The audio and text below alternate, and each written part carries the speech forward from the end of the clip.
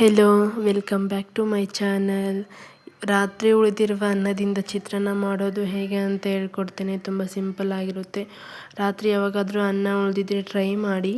Gas ಮೇಲೆ ಒಂದು ಪಾತ್ರೆ ಇಟ್ಟು ಪಾತ್ರೆಗೆ 2-3 ಚಮಚ ಎಣ್ಣೆ ಹಾಕಿ, ಹಾಗೆ ಒಂದು ಸ್ವಲ್ಪ ಕಡಲೆ ಬೀಜ ಹಾಕಿ, ಸಾಸಿವೆ ಹಾಕಿ, ಸಾಸಿವೆ ಎಲ್ಲ ಚಟಪಟ ಅಂತ ಸಿಡಿದ ನಂತರ ಒಂದು ಮೀಡಿಯಮ್ ಸೈಜ್ ಈರುಳ್ಳಿನ ಕಟ್ ಮಾಡ್ಕೊಂಬಿಟ್ಟು ಹಾಕಿ, ಹಾಗೆ ಒಂದು 4-5 ಮೆಣಸಿನ್ಕಾಯಿನ ಹಾಕಿ, ಅದೆರಡು ಚೆನ್ನಾಗಿ ಫ್ರೈ ಆದಮೇಲೆ ಚಿಟಿಕೆ ಅರಿಶಿಣ, ರುಚಿಗೆ ತಕ್ಕಷ್ಟು ಉಪ್ಪು ಹಾಕಿ ಅದೆಲ್ಲ ಚೆನ್ನಾಗಿ ಫ್ರೈ ಆದ ನಂತರ ಒಂದು ನಾರ್ಮಲ್ ಆಗಿರೋ ಟೊಮೊಟೊನ ಕಟ್ ಮಾಡ್ಕೊಂಬಿಟ್ಟು ಹಾಕಿ, ಟೊಮೊಟೊ ಎಲ್ಲ ಸಾಫ್ಟ್ ಆದ ನಂತರ ಗ್ಯಾಸ್ ಆಫ್ ಮಾಡ್ಕೊಳ್ಳಿ.